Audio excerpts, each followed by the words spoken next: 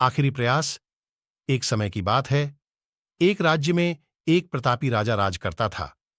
एक दिन उसके दरबार में एक विदेशी आगंतुक आया और उसने राजा को एक सुंदर पत्थर उपहार स्वरूप प्रदान किया। राजा वह पत्थर देख बहुत प्रसन्न हुआ। उसने उस पत्थर से भगवान विष्णु की प्रतिमा का निर्माण कर उसे राज्य के मंदिर में स्थापित करने का निर्णय लिया और प्रतिमा निर्माण का कार्य राज्य के महामंत्री को सौंप दिया। महामंत्री गांव के सर्वश्रेष्ठ मूर्तिकार के पास गया और उसे वह पत्थर देते हुए बोला, महाराज, मंदिर में भगवान विष्णु की प्रतिमा स्थापित करना चाहते हैं। 7 दिवस के भीतर इस पत्थर से भगवान विष्णु की प्रतिमा तैयार कर राजमहल पहुंचा देना। इसके लिए तुम्हें 50 स्वर्ण मुद्राएं दी जाएंगी। 50 स्वर्ण मुद्राओं की बात सुनकर मूर्तिकार खुश हो गया और महामंत्री के जाने के उपरांत प्रतिमा का निर्माण कार्य प्रारंभ करने के उद्देश्य से अपने औजार निकाल लिए। अपने औजारों में से उसने एक हथौड़ा लिया और पत्थर तोड़ने के लिए उस पर हथौड़े से वार करने लगा, किंतु पत्थर जस का तस रहा। मूर्तिकार ने हथौड़े के कई वार पत्थर पर किए, किंतु पत्थर नहीं टूटा।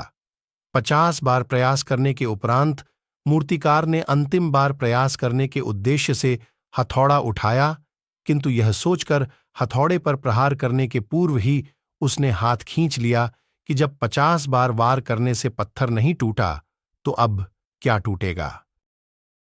वह पत्थर लेकर वापस महामंत्री के पास गया और उसे यह कह वापस कर आया कि इस पत्थर को तोड़ना नामुमकिन है, इसलिए इससे भगवान विष्णु की प्रतिमा नहीं बन सकती।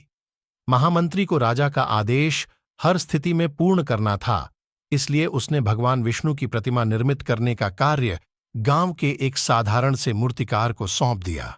पत्थर लेकर मूर्तिकार ने महामंत्री के सामने ही उस पर हथौड़े से प्रहार किया और वह पत्थर एक बार में ही टूट गया। पत्थर टूटने के बाद मूर्तिकार प्रतिमा बनाने में जुट गया।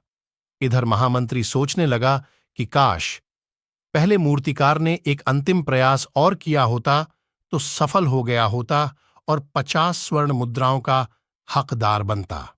सीख।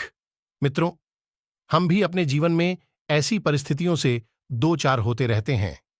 कई बार किसी कार्य को करने के पूर्व या किसी समस्या के सामने आने पर उसका निराकरण करने के पूर्व ही हमारा आत्मविश्वास डगमगा जाता है और हम प्रयास किए बिना ही हार मान लेते हैं। कई बार हम 1-2 प्रयास में असफलता मिलने पर आगे प्रयास करना छोड़ देते हैं, जबकि हो सकता है कि कुछ प्रयास और करने पर कार्य पूर्ण हो जाता या समस्या का समाधान हो जाता। यदि जीवन में सफलता प्राप्त करनी है तो बार बार असफल होने पर भी तब तक प्रयास करना नहीं छोड़ना चाहिए जब तक सफलता नहीं मिल जाती। क्या पता जिस प्रयास को करने के पूर्व हम हाथ खींच लें वही हमारा अंतिम प्रयास हो और उसमें हमें कामयाबी प्राप्त हो जाए।